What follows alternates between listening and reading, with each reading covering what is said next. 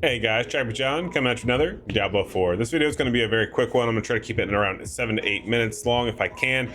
Basically, what we're going to talk about very briefly and very quickly, as well as very thoroughly, is going to be Renown in Diablo 4, how to get it, how not to get it, what to look for, and what honestly makes the most sense to go ahead and get all these done, and at what point in what stage of the game is it going to be important for you to go ahead and push to get Renown in Diablo 4.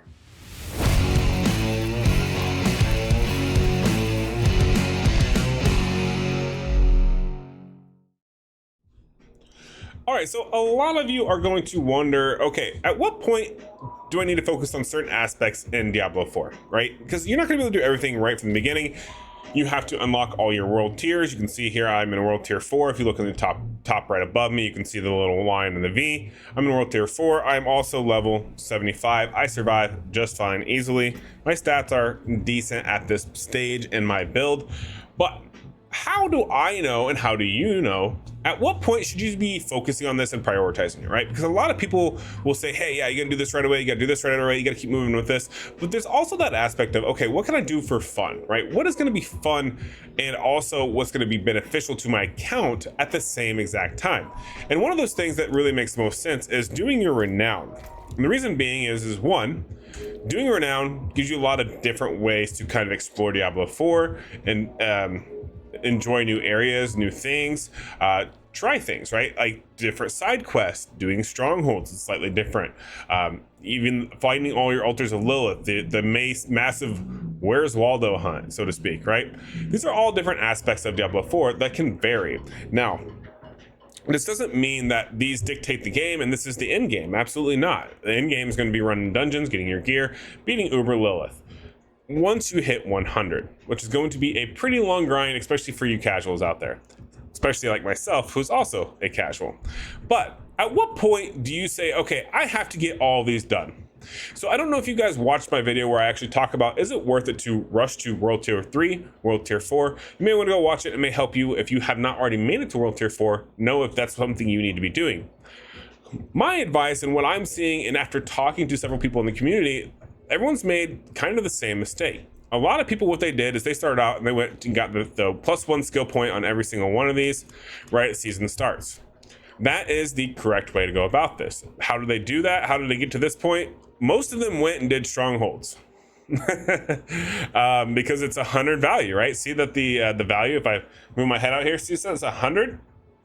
So they're like, yeah, I'm gonna do those because that's quick. I only need it's like 400 or something like that right now at this point. It's very few, so it's very easy to just say, oh, a couple of waypoints, couple of strongholds, boom, I got it, I'm done, right? That gets you here. Now, does anyone really care about the max obols? To a degree, sure, if you want to gamble for legendary aspects, go ahead and take them off and then put them on better gear. Or if you do want to go ahead and get the Whispering Keys because you seem to be a glutton for punishment and like to go hunting for them. Those are definitely very solid mechanics in Diablo 4 and something that you can do 100%. But if you're going to be focusing on that type of content, then it's going to be a little different for you, right?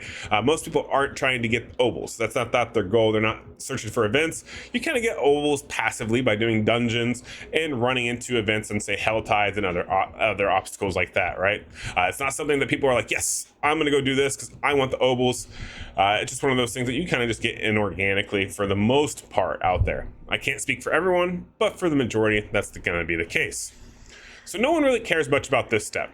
So what happens is everyone does their strongholds, they do their waypoints, areas discovered, Lilith, and they're like, okay, I'm done. I don't need to worry about this.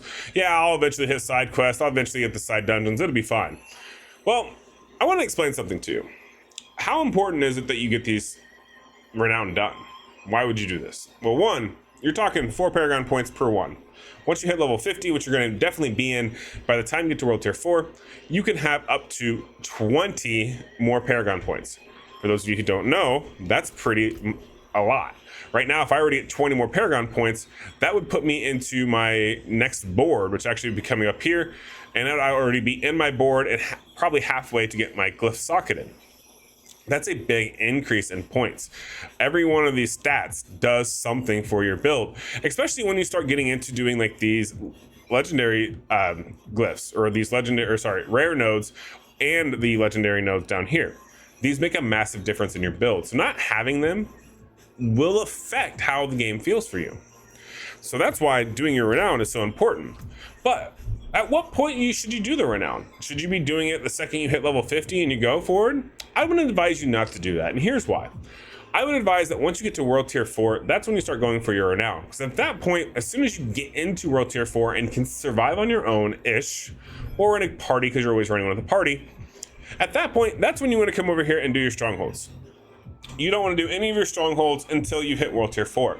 You want to kind of ignore what everyone else has done. And the reason being is yes, strongholds give you 100 Renown. Why would I not do that to immediately get my skill points, John? Well, it's because strongholds also have a lot of enemies. They have a lot of enemies, and it's a lot of XP. What happens as you move up your world tier events? You get more XP from these monsters, right? Because you're going to be at a higher level, just like them. And it'll all average out a little better. So it actually works out more in your favor to gain more XP by doing the strongholds last, and then they'll give you a bigger jump. Then once you have these completed, then you don't have to do nearly as many side quests and side dungeons. Side dungeons, you're going to passively unlock anyways while you're running your sigils. So keep that in mind as well. So you definitely want to take a look at your side quests, because they do give you a Renown value of 30, and see how many of your side quests that you can get out there will correspond to a dungeon. The ones that correspond to a dungeon, those are the ones you want to go ahead and you want to start picking at the side dungeons. The reason being is those are going to be 70 a pop. There are several side quests out there that actually only say in them clear X dungeon, or clear X item in X dungeon, or save so-and-so in X dungeon. Those three types themselves will lend you quite a few different side quests that are super quick and easy, which then coincides with doing the side dungeons to go ahead and get them completed. Also, if you were trying to struggle on this and you're like, well, no, I don't want to necessarily do side dungeons because I want to make sure I'm always just using sigils because this is what gives me my XP. You're not 100% wrong. But something also to be aware of is when you're trying to imprint your gear, notice, for example, my particular build, I have Edge Masters, I have Splittering Tooth Reaper, I have, what is this? What's the other one that I have that that I have as an aspect? I think it's Path of the Protector, maybe, or it's Disobedience. One of those ones. Those are all aspects that I unlocked by beating a dungeon. What this means is I don't have to waste all these hard ones on, say, not so great gear. Like, these are better stats, I want to keep them for better pieces of gear, not so much my leveling gear.